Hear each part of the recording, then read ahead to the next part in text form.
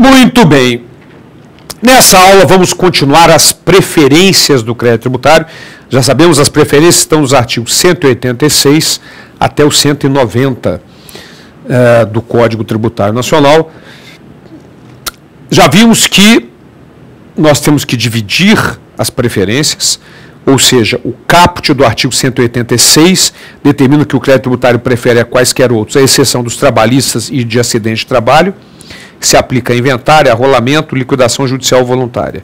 E vimos que o parágrafo único do artigo 186, combinado com a lei de falências, resulta numa ordem de preferência de 13 créditos, o tributário está em 8º, conforme vimos na aula anterior. Muito bem, mas vamos continuar as preferências agora do crédito tributário, olhando a sequência que eu vou colocar de forma didática, fugindo um pouco a sequência numérica do CTN, para facilitar o entendimento. Vamos lá. Artigo 188 do CTN. São extraconcursais os créditos tributários decorrentes de fatos geradores ocorridos no curso do processo de falência. São extraconcursais. O que significa isso? Volta para mim, por favor. Extraconcursais são aqueles créditos que surgem no decurso do processo de falência.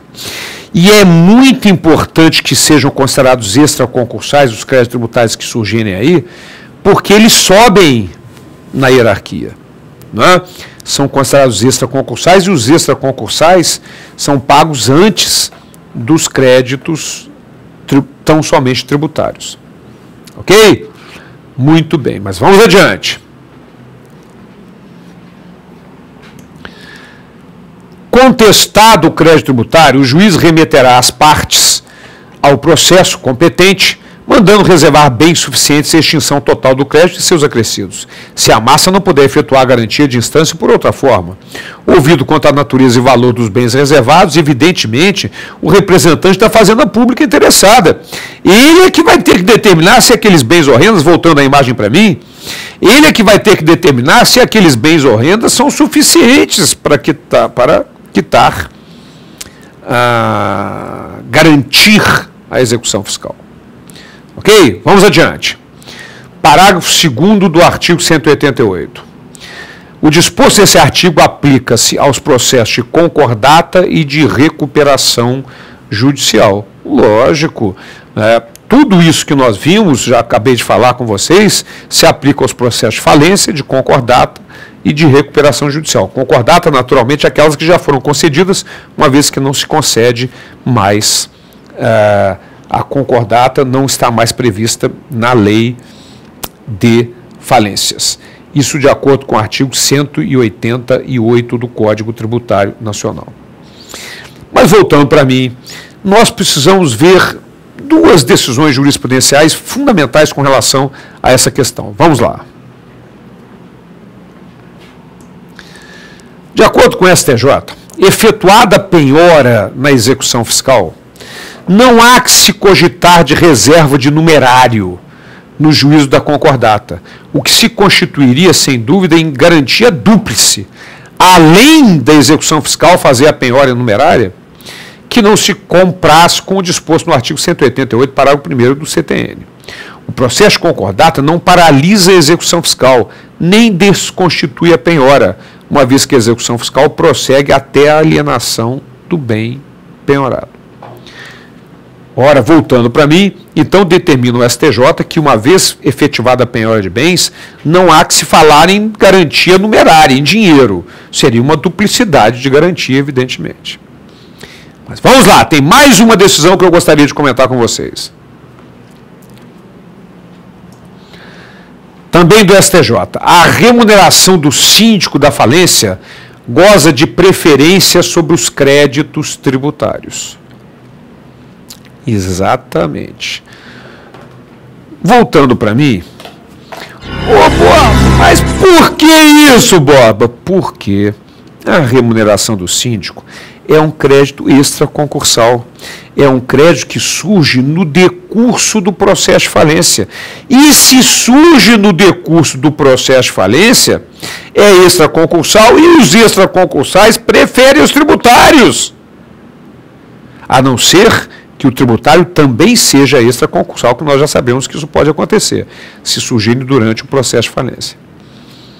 Ok?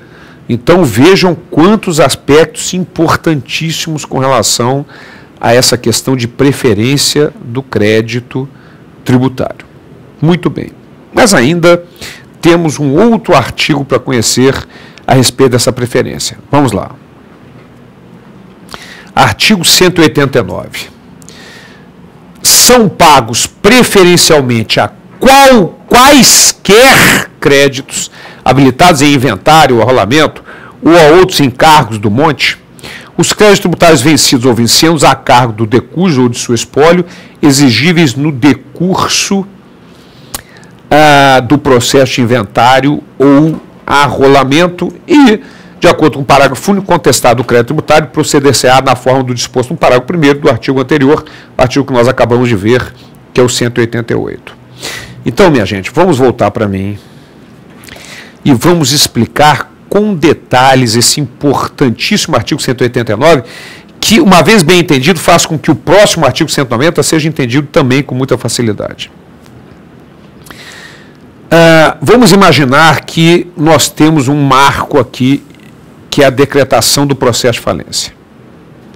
Muito bem. Os créditos tributários, nós já sabemos, decretação vamos colocar, em vez de falência, vamos colocar sobre inventário, arrolamento, que é o que se refere ao artigo 189. Então, aqui foi aberto o inventário ou arrolamento. Muito bem. Existem créditos anteriores e créditos posteriores à abertura do inventário do arrolamento.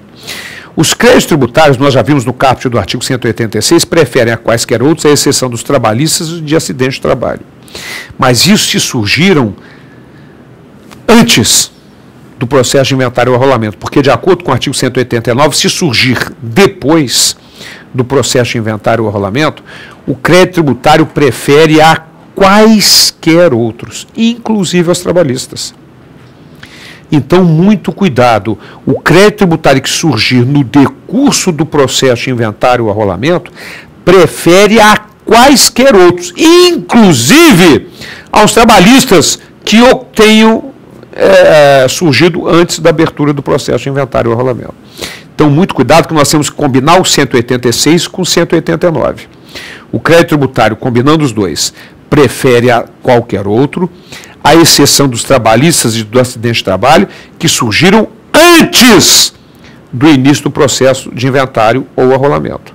Porque se surgirem depois, o crédito tributário prefere a eles, porque prefere a quaisquer outros, de acordo com o artigo 189 do CTN. Ok? Isso para inventário e arrolamento, de acordo com o artigo que acabamos de ver. Mas vamos adiante.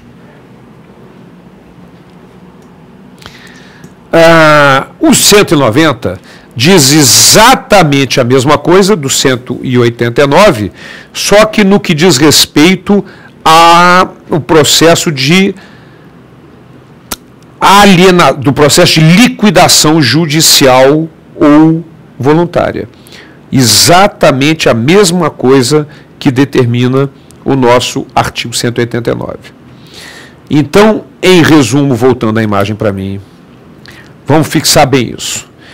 Nós temos que olhar o artigo 186 à luz do 189 e do 190. Em outras palavras, combinando os dispositivos.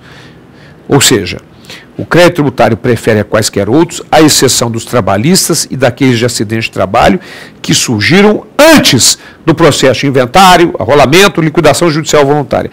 Porque se surgirem depois, os créditos tributários preferem a quaisquer outros. Esse é um detalhe muito importante. Artigo 189 e 190 do CTN. Muito bem. Mas eu, propositalmente,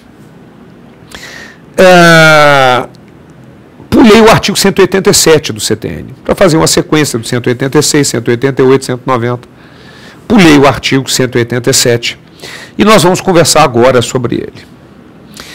Vamos imaginar que 20 empresas são credores de uma outra empresa que entrou em processo falimentar. Será que é obrigação do síndico da massa falida sair procurando todos os credores para saber se eles pagaram, o quanto é devido para eles? É lógico que não, eles têm que se habilitar no processo. Então vamos conversar sobre isso, vamos lá. Artigo 187 do CTN. A cobrança judicial do crédito tributário não é sujeita a concurso de credores ou habilitação em falência, recuperação judicial, concordata, inventário ou arrolamento. Então observe que nesses casos de falência, recuperação judicial, inventário, arrolamento e concordata, os credores privados precisam se habilitar no processo de falência se quiserem receber alguma coisa. Mas a Fazenda Pública não está sujeita a essa habilitação em processo falimentar. Ok? Esse é um detalhe importantíssimo. Não está sujeita à habilitação em processo falimentar a Fazenda Pública. Então não é obrigação do administrador judicial, não é obrigação do inventariante sair procurando os credores privados, mas a Fazenda Pública sim, porque ela não está sujeita à habilitação em processo de falência, recuperação judicial, inventário, arrolamento ou concordata. Maravilha. Mas voltando para cá, tem mais um detalhe que é o parágrafo único do artigo 187, que trata da preferência que tem os créditos tributários entre si. Ou seja, a empresa deve para a União, deve para o Estado, deve para o DF, para os municípios, como é a ordem de preferência dentro dos créditos tributários. Isso está no parágrafo único do artigo 187. Vamos conhecê-lo? O que é que nos determina o parágrafo único? O concurso de preferência somente se verifica entre pessoas jurídicas de direito público na seguinte ordem. Primeiro, para a União. Depois, Estado, DF e território conjuntamente e pro rata. E terceiro, para os municípios conjuntamente e pro rata. É exatamente isso aí. Então a União tem preferência sobre os créditos tributários que serão pagos primeiro da União, depois do Estado e Distrito Federal e, se sobrar alguma coisa, para os municípios, de acordo com o artigo 187, parágrafo único do Código Tributário Nacional.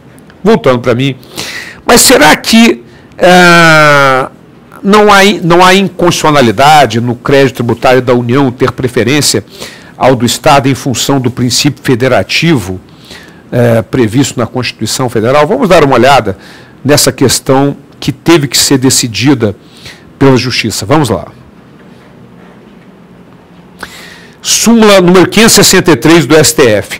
O concurso de preferência a que se refere o parágrafo único do artigo 187 é compatível com o artigo 9º, inciso 1º da Constituição. Esse artigo 9º, inciso 1º era da Constituição passada, que se repetiu no sistema tributário atual. Portanto, essa súmula, embora relativa à Constituição passada, determina a constitucionalidade dessa preferência do crédito da União. E mais, o STJ determina que penhorado bem exclusivamente na execução fiscal proposta pela Fazenda Estadual, não é lícito à Fazenda Nacional, sob argumento de ser credora preferencial e possuir execução contra o mesmo devedor, apropriar-se do fruto da venda do bem constrito. Ou seja, a Fazenda Pública está executando, conseguiu auferir renda em função da venda do bem. A Fazenda Pública não pode, a Fazenda Pública Federal não pode se apropriar desse valor. E mais, também determina o STJ que a União e suas autarquias preferem os estados, mas quando tiver sido ajuizada a execução com a instauração do concurso de credores, não é lícita sua intervenção e execução movida pela autarquia estadual, deverá ajuizar a execução própria, exercendo oportunamente sua preferência. Ora, voltando para mim, observe, portanto, que o nosso STJ determina que não pode a Fazenda Pública Federal ficar em banho-maria, esperando que a Fazenda Pública Estadual entre com o processo de execução para então exercer a sua preferência. Muito bem, então vamos ver um exemplo prático dessa questão da preferência que tem a União. Vamos lá.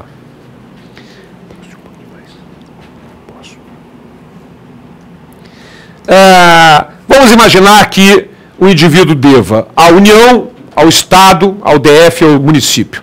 2.000 à União, 7.000 ao Estado, 3.000 ao Distrito Federal e 4.000 ao município. Mas só a empresa, não o indivíduo, a empresa só tem uma disponibilidade de 6.000, não tem mais de onde tirar dinheiro. Maravilha. Então o que acontece? Primeiro é pago para a União, 2.000. Ora, restaram 4 para pagar para os estados e DF. Não dá, porque em conjunto a dívida é de 10.000. Então é prorata proporcionalmente. Do total de 10.000, o Estado detém 70% e o Distrito Federal 30%. Do total da dívida deles, que é 10.000. Então o Estado vai ficar com 2.800, 70% de 4.000, e o DF 1.200. E o município não recebe nada. Simplesmente não recebe nada. Ora, voltando para mim, por favor, acontece o seguinte. Há uma interferência de outras normas no que diz respeito a essa preferência dos créditos. Então vamos ver esses 2 dispositivos para nós concluirmos esse detalhe. Vamos lá.